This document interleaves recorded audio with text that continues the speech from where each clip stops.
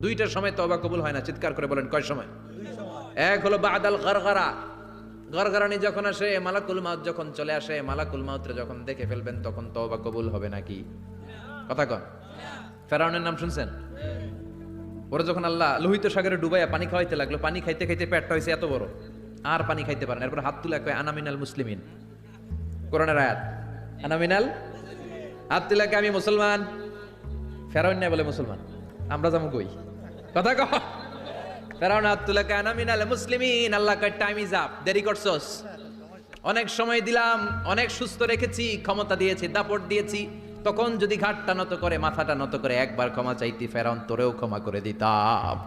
কিন্তু সময় শেষ হওয়ার পরে আমি মুসলমানদের অন্তর্ভুক্ত বললে কোনো লাভ হবে নাকি? আল্লাহ বলল সময় নাই, সময় শেষ। কারণ মুসা আলাইহিস সালামের চাচাতো ভাই অনেক দাওয়াত দিল, জাকাত দে। কারণকে জাকাত দিব না, এই সম্পদ আমি কামাইছি, আল্লাহ দেয় নাই। মুসা আলাইহিস সালাম বললেন তাহলে আযাবের অপেক্ষা কর, আযাব চলে আসলো। আল্লাহ বলেন মুসা সেফ জোনে যাও, সরো, এখনই আযাব। ফাখাসাফনা বিহি ওয়া বিদারিহিল আরদ, পুরো ফাইয়ুমের জমিনটার আল্লাহ কাঁপিয়ে দিলেন, আর কারুনকে সহ পুরো সম্পত্তি তার জামিনের ভিতরে দাবিয়ে দিলেন। হাঁটু পর্যন্ত কারুন দেবে যায়, ভাবছে উঠে যাবে, কোমর পর্যন্ত দেবে যায়, ভাবছে উঠে যাবে, গলা পর্যন্ত যখন দেবে যায় আর সুযোগ নাই। কয় মুসা আমার সব সম্পত্তি তোরে আর তোর আল্লাহরে দিয়া দিলাম, আমারে বাসা, আমারে সব সম্পত্তি তোর আর তোর আল্লাহর, আমারে খালি বাসা, চাচা আপন প্রাণ। আল্লাহ বলে সময় শেষ। তার মানে বাদাল গরগরা তওবা কিন্তু আর কবুল হয় না। এই হলো একটা। নাম্বার 2, বাদা তুলুই শামস মিন মাগরিবিহা, প্রতিদিন চাঁদোলাতে সূর্য কোন দিক দিয়ে ওঠে? কথা কয় না? পূর্ব দিকে। কিয়ামতের আগ দিয়ে সূর্য আর পূর্ব দিকে উঠবে না, পশ্চিম দিক থেকে উঠবে। যেদিন প্রভাতে পশ্চিম দিক থেকে সূর্য উঠবে, ওই দিন থেকে তওবার দরজাটারে বন্ধ করে দিবে কে? আল্লাহ। তার আগ মুহূর্ত পর্যন্ত জীবনে যত গুনাহ করেছি, অন্যায় করেছি, চোখের পানি ছেড়ে ক্ষমা চাইলে ক্ষমা করবে কে?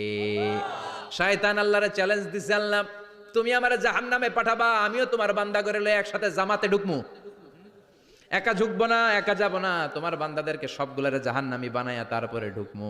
তোমারে চ্যালেঞ্জ দিলাম, একটারও জান্নাতে ঢুকাইতে পারবা? আল্লাহকে তুই আমার চ্যালেঞ্জ দিলি? আমি তো সব রাজার বড় রাজা, মহারাজা, আমার চ্যালেঞ্জ দেশ, এত সাহস পাইলি কই? তুই আজীবন ওয়াসওয়াসা দিয়ে পাপ কাজ করাবি, একদিন তাফসীর মাহফিলে এসে আমার বান্দা ক্ষমা চাবে, আমি মাফ করে দেবো, তুই কি করবি? আজীবন অন্যায় করবে, আজীবন পাপ করবে, জুলুম করবে, একদিন চোখের পানি ছেড়ে আমার কাছে কান্নার মতো কান্না করলে আমি সব গুনাহ মাফ করে দেব। এজন্য আল্লাহ বললেন ইয়া আইয়ুহাল্লাযীনা আমানু তুবু ইলাল্লাহি তাওবাতান নাসুহা। ভুল করেছো, তওবা করো, মাফ করবে কে? সাইয়েদনা আদম আলাইহিস সালাম ভুল করলেন, দুনিয়ায় এসে শত শত বছর কাঁদলেন, কিন্তু